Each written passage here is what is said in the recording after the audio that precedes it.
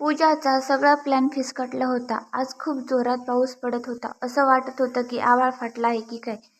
खूप जोरात वीज चमकत होती आणि आभाळ जोरात गुंजून पाऊस पडत होता. ती आज खूप मुश्किलीने भारतात परत आली होती. कोरोनामुळे बाहेरच्या देशात राहणं लोक आता कुठे त्यांच्या माहेरीशी परत यायला लागले होते.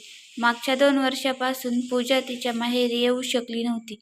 पण आता कसं तरी करून ती तिच्या नवऱ्यासोबत राघवसोबत तिच्या माहेरी येणार होती. आज तिच्या बाबांचा वाढदिवस होता आणि तिला तिच्या बाबांना सरप्राईज द्यायचं होतं. पण पाऊस पडत असलेला बघून पूजा खूप उदास झाली होती. पावसामुळे सगळी विमानं रद्द झाली होती आणि कारने जाण्यासाठी 10 ते 12 तास लागत होते. ती तिच्या बाबांच्या वाढदिवसाला यावेळी काहीतरी स्पेशल करणार होती. मालतीताई आणि अशोकराव यांना 2 मुले, पूजा आणि प्रसाद. पूजा तिच्या आई बाबांची खूप लाडकी होती. पूजा तिच्या माहेरच्या आठवणीत रमून गेली. अगं पूजा, आज काहीतरी चटपटीत खावंसं वाटते. ते तू काय बनवतेस ना, ते 10-15 मिनिटात बनते, ते बनव ना. अशोकराव ऑफिसमधून आल्या आल्या त्यांच्या मुलीला पूजाला म्हणाले. हे ऐकल्यावर मालतीताई म्हणाल्या, असं आहे तर तुम्हाला पण नवीन जमाचे पदार्थ खाण्याची चव आली वाटतं, असं म्हणत त्या हसायला लागल्या. अशोकराव तोरात म्हणाले, हे बघ पूजा, आज नूडल्स खाण्याच्या स्पर्धेत मी तुझ्या आईला हरवणार आहे. पूजा म्हणाली, आई बाबा तुम्ही दोघं बसा, मी आता लगेच बनवून घेऊन येते. बघूया आज तुमच्या दोघात कोण जिंकणार आहे. पूजा नूडल्स खूप छान बनवते. त्यामध्ये कांद्याची पात कोबी घालून त्याला खूप छान सजवते की समोरच्यानी बघताच त्याला खायचं मन होईल. पूजा लहानपणापासून जेवण बनवायची खूप आवड होती. पूजा म्हणाली, बाबा तुम्हाला प्रत्येक वेळी आई हरवते. तिचे वडील म्हणाले, अगं पूजा, मी तुझ्या आईसाठी माझं सर्व काही हरवण्यासाठी तयार आहे. मग मी नूडल्सची स्पर्धा काय चीज आहे, असं म्हणत सगळेजण हसायला लागले.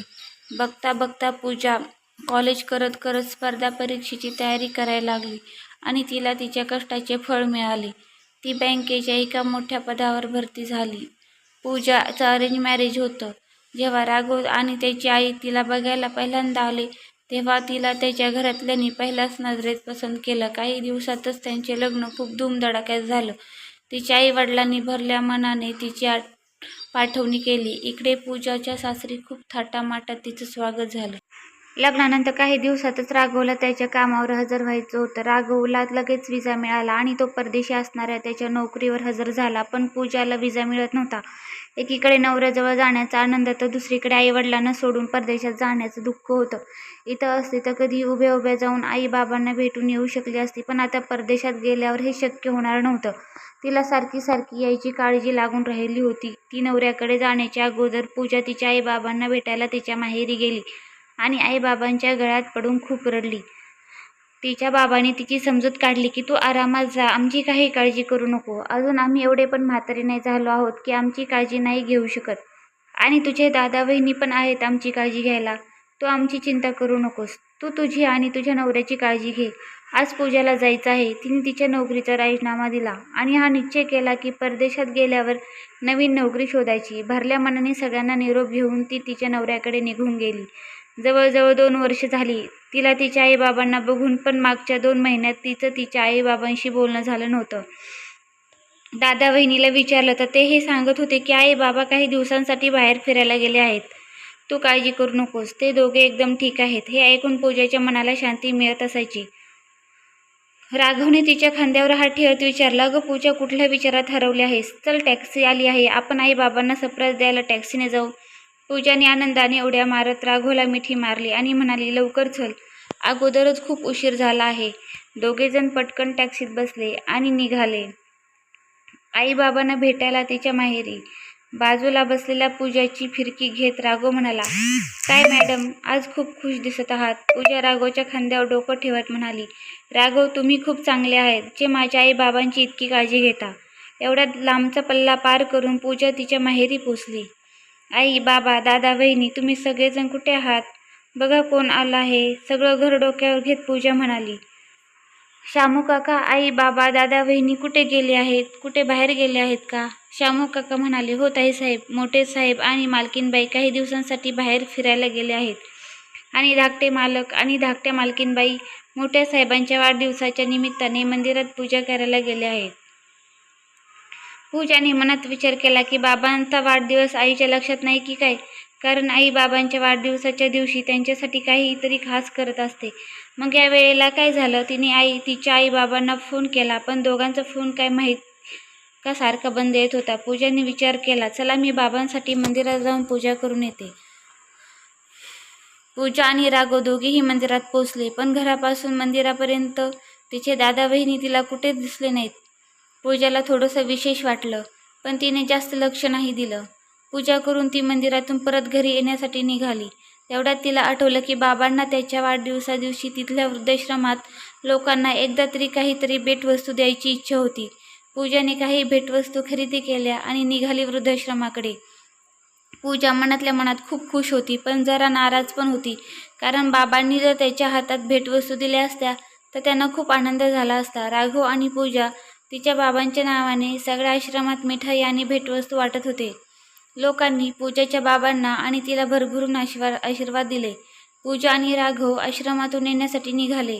जरा लांब गेल्यावर त्यांना तिच्या आईबाबांची झलक दिसली. पूजा म्हणाली, राघव, गाडी थोडी मागे घ्या. मला असं वाटलं की मी आई बाबांना रस्त्याच्या कडेला बसलेलं बघितलं. राघवने थोडीशी गाडी मागे घेतली. तिच्या आई बाबांना अशा अवस्थेत बघून पूजाच्या डोळ्यात घळाघळा अश्रू व्हायला लागलं. पूजाचे आई बाबा मळालेल्या फाटक्या कपड्यात रस्त्याच्या बाजूला बसले होते आणि येणा जाणाऱ्यांना लोकांकडून खाण्यासाठी पैसे मागत होते. पूजा पळत गेली आणि बाबांच्या गळ्यात पडून जोरजोरात रडायला लागली. अशोकरावांना हे कळलं नव्हतं की हे कोण आहे. पूजा बाबा म्हणाली, बाबा बाबा, हे काय होऊन बसलं? तुमची ही अवस्था कशी झाली? तुम्ही दोघं इथं कसं काय? श्यामू काका तर म्हणत होते की दादा वहिनी तुम्हाला काही दिवसांसाठी बाहेर फिरायला पाठवलं आहे. मग तुमच्या दोघांची ही अवस्था कशी काय झाली? पूजाचे आई बाबा पूजाच्या गळ्यात पडून हुंदके देऊन रडायला लागले. पूजा म्हणाली, आई बाबा, काहीतरी सांगा, माझी काळज धडधडायला लागला आहे. मालतीताई हुंदके देत सांगायला लागल्या, पूजा, तुझ्या लग्नानंतर काही दिवसातच तुझा दादा आणि वहिनी आमच्यासोबत खूप चुकीचं वागायला लागले. पूजा, तुझ्या बाबांच्या रिटायरमेंटनंतर तुझी वहिनी आम्हाला प्रत्येक गोष्टीसाठी ऐकवायला लागली होती. हळूहळू तुझा भाऊ पण तिच्या बोलण्यात येऊ लागला आणि तो पण आम्हाला दोष द्यायला लागला. तुझी वहिनी माझ्याकडून आणि बाबांकडून पूर्ण दिवस काम करून घ्यायची आणि स्वतः पूर्ण दिवस मैत्रिणीसोबत किटी पार्टी करत असायची. एवढं काम करून पण ती आमच्या दोघांना शिळं जेवण द्यायची. कधी तर ताजं जेवण आम्ही लपून घेत असायचो तर ती आमच्या हातातून हिसकावून घ्यायची. थंडीत काम करून आणि शिळं अन्न खाऊन तुझ्या बाबांची तब्येत खराब झाली, म्हणून मी तुझ्या भावाकडे औषध आणण्यासाठी पैसे मागितले. तर तुझा भाऊ तनतन करत म्हणाला, आई, तुला दिसत नाही का माझ्यावर किती कर्ज झालं आहे ते? म्हातारपणात लहान सहान आजारपण लागलेली असताना तुम्हाला आणि स्वतःला का त्रास देत आहेस? जा इथून. माझ्याकडे तुमच्यासाठी फालतू खर्च करायला पैसा नाहीये. एवढंच नाही तर तुझ्या बाबांना कोरोना झाला म्हणून तुझ्या दादा वहिनीने आम्हा दोघांना घरातून हाकलून दिले. पूजाने रडत आईला मिठी मारली. पूजा तिच्या आई बाबांचे डोळे पुसत म्हणाली, चला आई बाबा आपल्या घरी. ते घर जे तुम्ही तुमच्या कष्टाच्या पैशातून बांधले आहे, त्या घराच्या प्रत्येक कोपऱ्यात तुमच्या दोघांच्या आठवणी दडलेल्या आहेत. ते घर आज पण तुमच्या दोघांचंच आहे. दादा वहिनीचा त्या घरावर जरासुद्धा अधिकार नाही. कोणीही तुम्हाला त्या घरातून बाहेर नाही काढू शकत. पूजाने तिच्या आई बाबांचा हात पकडला आणि त्यांना घरी घेऊन आली. घराला बघून त्या दोघांच्या डोळ्यात पाणी आलं. पूजाने अगोदर श्यामू काकांना सांगून घर सजवलं होतं. काय सांगावं आई बाबा संध्याकाळपर्यंत घरी आले तर? तेव्हा तिला हे माहीत नव्हतं की ते अशा अवस्थेत येतील. पूजाने बघितलं तर तिचा दादा आणि वहिनी काही अजून आले नव्हते. ते एवढ्या लवकर कसे येतील म्हणा, पार्टीला गेले होते. राघव आणि पूजाने त्याचा हात पकडला आणि म्हणाले, चला आता केक कापून घ्या. केक कापून झाल्यावर त्या सगळ्यांनी जेवण केलं. राघवनं सगळं जेवण पूजा आईवडिलांच्या पसंतीचं मागवलं होतं. असं जेवण खाऊन त्यांना बरेच दिवस झाले होते. आपल्या जावयाचं आणि मुलीचं प्रेम बघून पूजाच्या आईवडिलांच्या डोळ्यात पाणी आलं. त्यांनी त्या दोघांना पण मिठी मारली. रात्री उशिरा पूजाचा भाऊ आणि वहिनी घरी आले. समोर आईवडिलांना बघताच त्यांना धक्का बसला आणि तो म्हणाला, तुम्ही इथे?